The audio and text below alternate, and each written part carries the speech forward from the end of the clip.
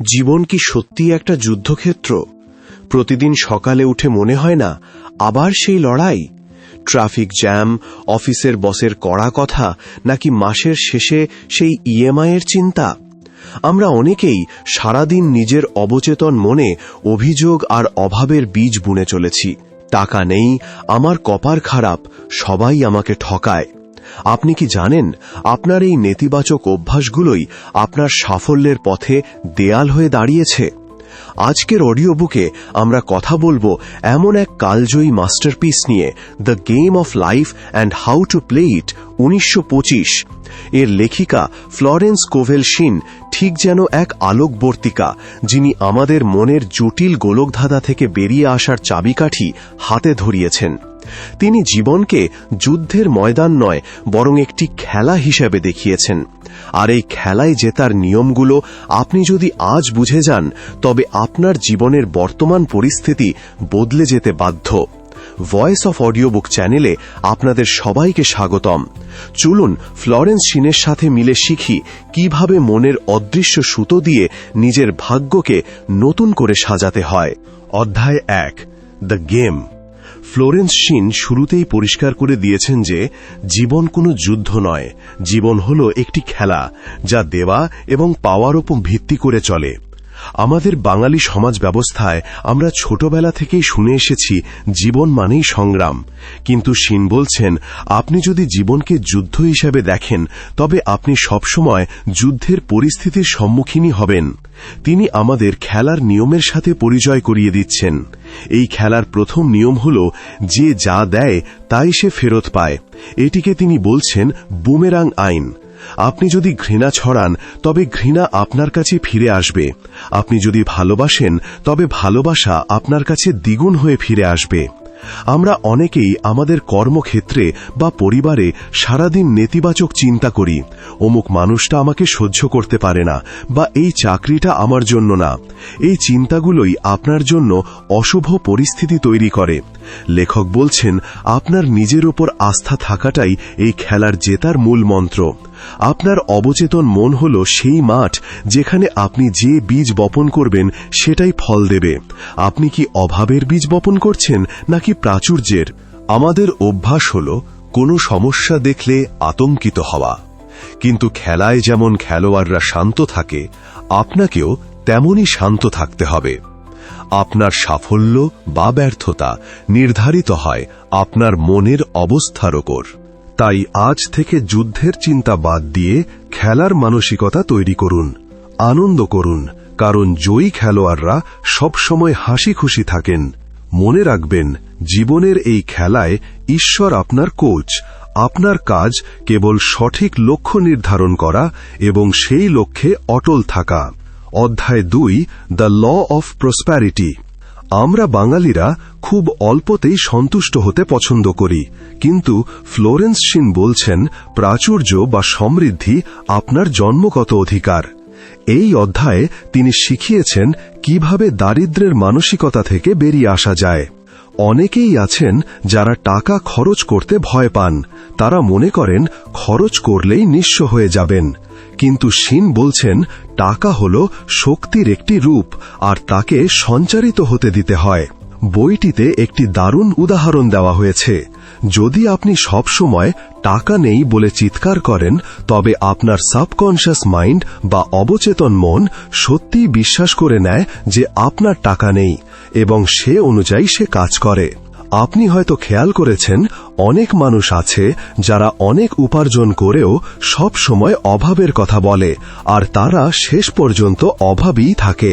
আবার অনেকে আছে যারা অল্প উপার্জনেও প্রাচুর্যের সাথে বাঁচে। এই পার্থক্যটা হল মানসিকতায়। লেখিকা পরামর্শ দিচ্ছেন, সবসময় নিজেকে একজন ধনী মানুষ হিসেবে কল্পনা করুন। আপনার আলমারি বা মানিব্যাগ খালি থাকতে পারে, কিন্তু আপনার মনে যেন সব সময় প্রাচুর্যের ছবি থাকে। তিনি বলছেন, টাকা হল ঈশ্বর দত্ত, তাই একে ভয় পাওয়া বা ঘৃণা করার কোনো কারণ নেই। যদি আপনার মনে হয় যে আপনার বেতন কম, তবে অভিযোগ না করে বলুন, আমি আরও বেশি উপার্জন করার যোগ্য। যখন আপনি এই ইতিবাচক বার্তা দেবেন তখন মহাবিশ্ব আপনার জন্য উপার্জনের নতুন নতুন পথ খুলে দেবে। বাঙালির মধ্যবিত্ত অভ্যাসের সবচেয়ে বড় শত্রু হল এটা আমার সাধ্যের বাইরে। ফ্লোরেন্স শিন বলছেন, আপনার সাধ্যের বাইরের কিছু নেই, কেবল আপনার বিশ্বাস আর সাহস থাকার প্রয়োজন। প্রাচুর্য তখনই আসবে যখন আপনি বিশ্বাস করবেন যে ঈশ্বর আপনার যোগানদাতা এবং সেই যোগান অফুরন্ত। অধ্যায় ৩, the power of the word. আমাদের কথাবার্তায় আমরা প্রায় নিজের পায়ে কুড়াল মারি। আমরা বলি, আমি তো অকেজো, আমি সবসময় ভুল করি, আমার শরীরটা ভালো নেই। ফ্লোরেন্স শিন বলছেন, আপনার প্রতিটি শব্দ একটি মন্ত্রের মতো। আপনি যা বলছেন তাই আপনার জীবনে বাস্তবে পরিণত হচ্ছে। একে তিনি বলছেন power of the spoken word. আমরা প্রায়ই মজা করে বা রাগের মাথায় এমন সব কথা বলে ফেলি যা আমাদের ভবিষ্যতের ক্ষতির কারণ হয়। আপনি যদি নিজেকে বলেন, আমি খুব ভুলো মন, তবে আপনি দেখবেন আপনি সত্যিই সবকিছু ভুলে যাচ্ছেন। আপনি যদি বলেন, আমার ভাগ্যটাই খারাপ, তবে আপনার ভাগ্যের দরজাগুলো বন্ধ হয়ে যাবে। শিন শিখিয়েছেন, আপনার শব্দগুলোকে সচেতনভাবে নির্বাচন করুন। আপনার শব্দগুলো যেন সবসময় ইতিবাচক ও গঠনমূলক হয়। বাঙালি পরিবারগুলোতে আমরা প্রায়ই দেখি বয়স্করা বলছেন, বয়স হয়েছে, আর কতদিন বাঁচব। এই কথাগুলোই তাদের জীবনী শক্তি কমিয়ে দেয়। এর বদলে যদি তারা বলতেন, আমি প্রতিদিন নতুন উদ্যমে বেঁচে আছি, তবে তাদের শারীরিক অবস্থা অনেক ভালো থাকত। শিন বলছেন, আপনার প্রতিটি শব্দ আপনার অবচেতন মনে একটি ছবি তৈরি করে। আপনি যদি সফল হতে চান তবে সফল হবার মতো কথা বলুন। আপনি যদি সুস্থ হতে চান তবে সুস্থতার কথা বলুন। আপনি যদি ভালোবাসার মানুষ পেতে চান তবে ভালোবাসার কথা বলুন। মহাবিশ্ব আপনার শব্দের আদেশ পালন করতে বাধ্য। এই অধ্যায়ে তিনি বারবার জোর দিয়েছেন যে আপনার জীবনের বর্তমান পরিস্থিতি আপনার বিগত দিনের বলা কথাগুলোর সমষ্টি। তাই এখন থেকে সতর্ক হন, প্রতিটি শব্দকে হীরের মতো মূল্যবান মনে করুন। আপনি যখনই কথা বলবেন, ভাববেন আপনি আপনার ভাগ্যকে একটি আদেশ দিচ্ছেন। অধ্যায় ৪, the law of non resistance. Bengali সংস্কৃতিতে আমরা ঝগড়া বা তর্কে জিততে পছন্দ করি। অফিসে বসের সাথে তর্ক, ট্রাফিক জ্যামে ড্রাইভারের সাথে ঝগড়া, এগুলো যেন আমাদের প্রতিদিনের সঙ্গী। ফ্লোরেন্স শিন বলছেন, আপনি যখন কারোর সাথে তর্ক করেন আপনি নিজের শক্তির অপচয় করছেন। একে তিনি বলছেন অহিংসার আইন। অহিংসা মানে দুর্বলতা নয়, এটি হল চরম শক্তি। যখনই কোনো পরিস্থিতি আপনার বিপক্ষে যায় তখনই লড়াই করতে যাবেন না। শিন বলছেন, শান্ত থাকুন, দেখবেন জগৎ আপনার জন্য পথ ছেড়ে দিচ্ছে। এর মানে এই নয় যে আপনি অন্যায় মেনে নেবেন, এর মানে হল আপনি আপনার প্রতিক্রিয়াকে নিয়ন্ত্রণ করবেন। আপনি যদি কোনো নেতিবাচক পরিস্থিতির সাথে লড়েন, আপনি পরিস্থিতির শক্তিকে আরও বাড়িয়ে দেবেন। কিন্তু আপনি যদি সেখানে নির্লিপ্ত থাকেন তবে পরিস্থিতিটি আপনার কোনো ক্ষতি করতে পারবে না। উদাহরণস্বরূপ, ধরুন আপনার অফিসে সহকর্মী আপনার নামে মিথ্যে রটাচ্ছে। আপনি যদি উত্তেজিত হয়ে তার সাথে লড়েন তবে আপনি প্রমাণ করে দিলেন যে আপনি সেই মিথ্যেতে আহত।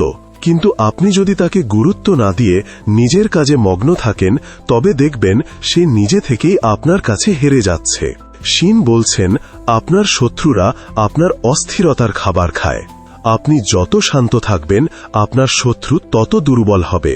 এই আইনের মূল কথা হল, পরিস্থিতিকে বশে আনার চেষ্টা করবেন না, নিজের মনকে শান্ত রাখুন। মহাবিশ্ব নিজে থেকেই আপনার সমস্যার সমাধান করে দেবে। মনে রাখবেন, যুদ্ধের চেয়ে শান্তির শক্তি অনেক বেশি। যখন আপনি কোনো কিছুকে বাধা দেওয়া বন্ধ করবেন তখনই দেখবেন আপনার জীবনের জটিলতাগুলো এমনিতেই পানির মতো সহজ হয়ে গেছে। অধ্যায় ৫, law of Karma and forgiveness. আমাদের বাঙালি জীবন দর্শনে কর্মফল বা কার্মা শব্দটি খুব পরিচিত। শিন বলছেন, এটি কেবল ধর্মকথা নয়, এটি বিজ্ঞানের মতো কাজ করে। আপনি যা করবেন তাই পাবেন। তবে তিনি এর সাথে যোগ করেছেন ক্ষমার আইন। আমরা প্রায়ই অতীতকে আঁকড়ে ধরে রাখি।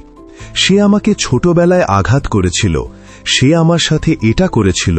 এই ক্ষোভগুলো আপনার মনের ভেতর বিষাক্ত আগাছার মতো জন্মায়। শিন বলছেন, ক্ষোভ আপনার মনের শান্তি কেড়ে নেয়, যার প্রভাব সরাসরি আপনার শরীরের ওপর পড়ে। অনেক অসুখই তৈরি হয় মনে পুষে রাখা ক্ষোভ থেকে। তিনি শিখিয়েছেন, ক্ষমা করার মানে এই নয় যে আপনি অন্যায়ের সাথে আপোষ করছেন। ক্ষমা করার মানে হল আপনি নিজেকে সেই কষ্টের স্মৃতি থেকে মুক্ত করছেন। তিনি বলছেন, কাউকে ঘৃণা করা মানে হল নিজেকে বিষ পান করতে দিয়ে অন্য কারো মৃত্যুর আশা করা। লেখিকা বলছেন, আপনি যখন কাউকে মন থেকে ক্ষমা করেন, তখন আপনি মহাজাগতিক শক্তির সাথে নিজেকে যুক্ত করেন। আপনি যখন ক্ষমা করেন, তখন আপনি নিজেকে অতীতের হাত থেকে মুক্ত করে ভবিষ্যতে এগিয়ে যাবার শক্তি পান। মনে রাখবেন, মানুষ আপনার শত্রু হতে পারে না, তারা কেবল আপনার শিক্ষক। প্রতিটি মানুষ আপনাকে শেখাচ্ছে কিভাবে ক্ষমা করতে হয়, কিভাবে ধৈর্য ধরতে হয়। আপনি যখনই কোনো খারাপ পরিস্থিতির সম্মুখীন হবেন, তখন ভাবুন, এই মানুষটি কি আমাকে ক্ষমা করার পরীক্ষা দিচ্ছে, এবং তৎক্ষণাৎ তাকে ক্ষমা করে দিন। দেখবেন আপনার মন হালকা হয়ে গেছে। আর যখন মন হালকা হয়, তখন সাফল্য আর সুখ আপনার জীবনে চুম্বকের মতো চলে আসে।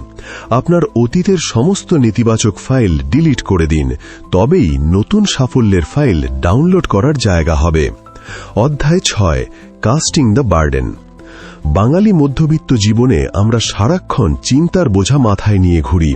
বাচ্চার স্কুলের বেতন, বড় বাড়ির স্বপ্ন, অবসরের চিন্তা, এই বোঝাগুলো আমাদের হাঁটু গেড়ে বসিয়ে দেয়। শিন বলছেন, আপনি কেন একাই বোঝা বইছেন?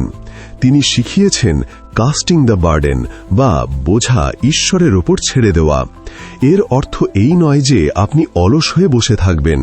এর অর্থ হল আপনি আপনার কর্ম করবেন, কিন্তু তার ফলাফলের দুশ্চিন্তা করবেন না। যখনই মনে হবে কোনো সমস্যা সামলানোর মতো নয়, তখন শান্ত স্বরে বলুন, আমি এই বোঝা আমার ভেতরের ঈশ্বরের ওপর ছেড়ে দিলাম। এটি কোনো জাদু নয়, এটি মনস্তাত্ত্বিক কৌশল। যখন আপনি দুশ্চিন্তা করা ছেড়ে দেবেন, তখন আপনার অবচেতন মন সেই সুযোগটি পাবে সমাধান খোঁজার, যা আগে ভয় আর অস্থিরতার কারণে বন্ধ ছিল। বইটিতে একটি উদাহরণ আছে। এক নারী খুব অসুস্থ ছিলেন। ডাক্তাররা তাকে হতাশ করেছিলেন। তিনি তার সব দুশ্চিন্তা ঈশ্বরের ওপর ছেড়ে দিয়ে একদম নিশ্চিন্ত হলেন। অবাক করার বিষয় হল, খুব দ্রুত তিনি সুস্থ হয়ে গেলেন। শিন বলছেন, আপনার অসুস্থতা বা ব্যর্থতার মূল কারণ হল অতিরিক্ত উদ্বেগ। যখন আপনি উদ্বেগ ছেড়ে দেন, তখন মহাবিশ্ব আপনার জন্য কাজ শুরু করে। আপনার কাঁধে পাহাড় সমান বোঝা নিয়ে আপনি দৌড়াতে পারবেন না। বোঝা নামিয়ে রাখুন, দেখবেন আপনি উঠতে শুরু করেছেন। এটি বিশ্বাস করা কঠিন হতে পারে, কিন্তু একবার অভ্যাস করে দেখুন। আপনি যখন বলবেন, আমি আর ভয় পাচ্ছি না, আমি আমার পুরো জীবন ঈশ্বরের বা মহাবিশ্বের পরিকল্পনার হাতে সঁপে দিলাম, তখন দেখবেন আপনার জীবনের সব জটিলতা সহজ হয়ে যাচ্ছে। অধ্যায় 7, লাভ। ভালোবাসা কেবল আবেগ নয়, এটি মহাবিশ্বের সবচেয়ে শক্তিশালী চুম্বক। শিন বলছেন, প্রকৃত ভালোবাসা মানে কোনো কিছুর দাবি না করা। আমরা প্রায়ই ভালোবাসার নামে অধিকার ফলাতে চাই। আমি তোমাকে ভালোবাসি, তাই তুমি আমার কথা শুনবে। এই চাহিদা থেকেই সম্পর্কের অবনতি হয়। বাঙালি দাম্পত্য জীবনে বা পরিবারে আমরা প্রায়ই দেখি, একে অপরের ওপর নিয়ন্ত্রণ করতে চেয়ে সম্পর্কে তিক্ততা নিয়ে আসা হচ্ছে। শিন বলছেন, ভালোবাসা হল নিঃস্বার্থ। যখন আপনি কাউকে কোনো শর্ত ছাড়া ভালোবাসবেন, তখন ভালোবাসা আপনার কাছেও কোনো শর্ত ছাড়া ফিরে আসবে। যদি আপনি আপনার ভালোবাসার মানুষটিকে নিয়ন্ত্রণ করতে চান, তবে সে আপনার থেকে দূরে সরে যাবে।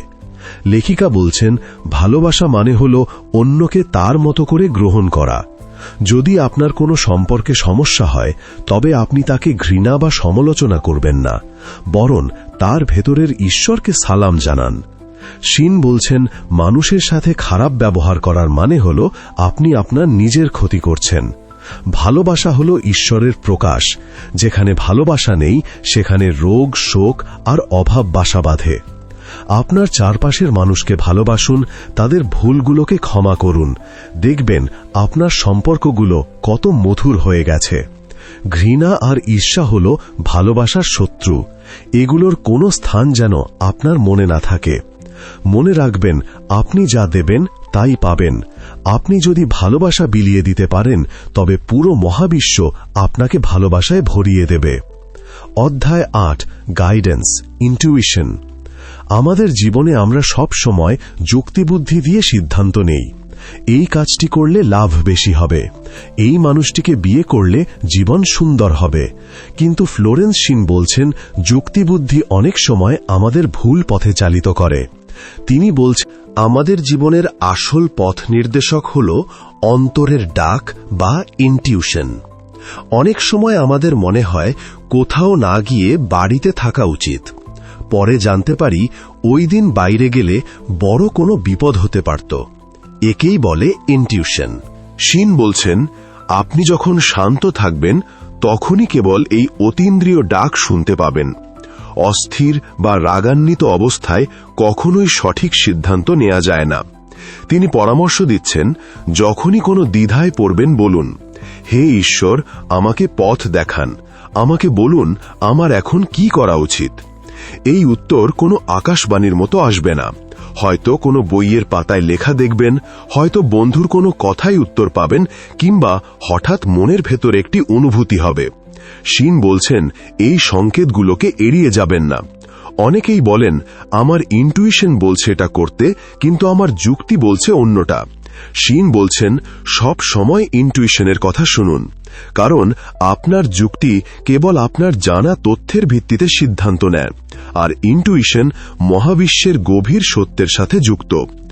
আপনার জীবনের প্রতিটি ক্ষেত্রে, কাজে, পরিবারে, এমনকি ছোটখাটো কেনাকাটায় এই অন্তরের ডাক অনুসরণ করার অভ্যাস করুন। এটি আপনার জীবনকে এক অন্য উচ্চতায় নিয়ে যাবে। অধ্যায় 9, পারফেক্ট সেলফ এক্সপ্রেশন। আপনার জীবনের একটি নির্দিষ্ট উদ্দেশ্য আছে, যা কেবল আপনিই পূরণ করতে পারেন। একেই শিন বলছেন ডিভাইন ডিজাইন। অনেকেই সারা জীবন এমন কাজ করে বেড়ান যা তাদের জন্য নয়, তাই তারা কখনোই সুখী হন না। শিন বলছেন, আপনার ভেতর একটি জিনিয়াস লুকিয়ে আছে, তাকে বের করার দায়িত্ব আপনার। বাঙালি পরিবারে আমরা প্রায়ই দেখি বাবা মা বাচ্চাদের ইঞ্জিনিয়ার বা ডাক্তার বানাতে চাইছেন, কিন্তু হয়তো ছেলেটি আঁকতে ভালোবাসে। এতে ওই ছেলেটি সারা জীবন অসুখী থাকে। শিন বলছেন, আপনি যদি আপনার জীবনের নিখুঁত আত্মপ্রকাশ করতে পারেন, তবে কাজ আর আপনার কাছে বোঝা মনে হবে না, এটি খেলার মতো আনন্দের হবে। লেখিকা বলছেন, আপনার ডিভাইন ডিজাইন বা জীবনের পরিকল্পনা পাওয়ার জন্য প্রার্থনা করুন। হে ঈশ্বর, আমার জীবনের নিখুঁত পরিকল্পনা আমার সামনে উন্মোচন করুন। দেখবেন আপনার জীবনে হুট করে বড় পরিবর্তন আসছে। পুরনো অভ্যাসগুলো ভেঙে যাচ্ছে, নতুন সুযোগ আসছে। এটি শুরুতে ভয়ের হতে পারে, কিন্তু এটি আপনার সাফল্যের পথ। আপনার ডিভাইন ডিজাইনের মধ্যে রয়েছে সুস্বাস্থ্য, পর্যাপ্ত অর্থ, ভালোবাসা এবং পরিপূর্ণ আত্মতৃপ্তি। আপনি যখন আপনার সঠিক কাজ খুঁজে পাবেন, তখন আপনার অর্থের কোনো অভাব হবে না, কারণ মহাবিশ্ব তার সন্তানদের জন্য সব ব্যবস্থা করে রাখে। কেবল আপনার সেই পথে পা বাড়াতে হবে। মনে রাখবেন, অন্যের দেখাশুনো করা আপনার জীবনের উদ্দেশ্য হতে পারে না। আপনার নিজের ভেতরকার ঈশ্বরকে প্রকাশ করাই আপনার জীবনের আসল উদ্দেশ্য। অধ্যায় 10, ডিনায়ালস অ্যান্ড অ্যাফার্মেশনস। সবশেষে শিন আমাদের শিখিয়েছেন কিভাবে কথা দিয়ে আমাদের ভাগ্য নিয়ন্ত্রণ করতে হয়। একে তিনি বলছেন ডিনায়ালস, অস্বীকার, এবং আফার্মেশন, নিশ্চিতকরণ। অস্বীকার মানে হল নেতিবাচক বিষয়গুলোকে অস্বীকার করা, আর অ্যাফার্মেশন মানে হল ইতিবাচক বিষয়গুলোকে সত্য হিসেবে গ্রহণ করা। যেমন, আপনি যখন অসুস্থ তখন বলবেন না আমি অসুস্থ, আপনি বলবেন আমি রোগকে অস্বীকার করছি, কারণ এটি সত্য নয়। আমার আসল সত্তা হল ঈশ্বর দত্ত সুস্বাস্থ্য। একেই বলে ডিনায়াল। আর অ্যাফার্মেশন হল আমি আজ সুস্থ, কর্মঠ এবং সুখী। শিন বলছেন এই কথাগুলোকে বারবার বলতে হবে। আপনার অবচেতন মন তখন বিশ্বাস করবে যে আপনি সত্যিই সুস্থ। এই অধ্যায়ে তিনি এমন অনেক মন্ত্র দিয়েছেন যা আপনার জীবনের প্রতিটি সমস্যার সমাধানে সাহায্য করবে। অর্থের সমস্যার জন্য বলুন, ঈশ্বর আমার অভাবের উৎস নন, ঈশ্বর আমার প্রাচুর্যের উৎস।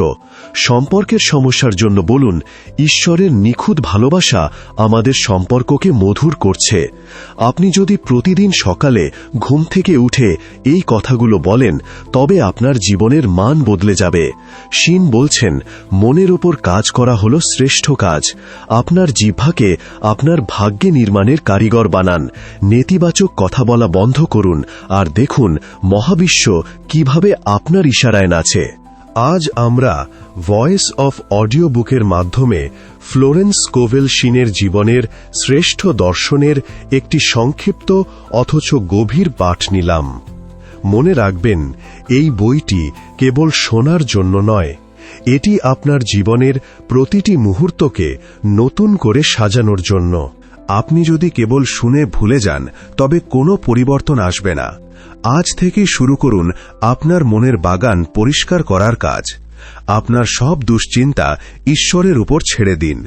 ঘৃণা ভুলে ক্ষমা করতে শিখুন এবং নিজের ভেতরের সেই ঈশ্বরকে চিনুন, যিনি আপনাকে অসীম ক্ষমতার অধিকারী করে সৃষ্টি করেছেন। জীবন কোনো লড়াই নয়, জীবন একটি খেলা, আর আপনি এই খেলার শ্রেষ্ঠ খেলোয়াড়। আমাদের সাথে থাকার জন্য অসংখ্য ধন্যবাদ।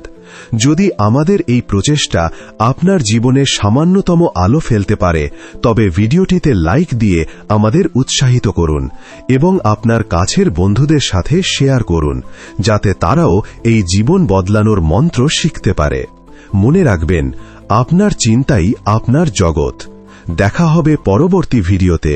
ততক্ষণ ভালো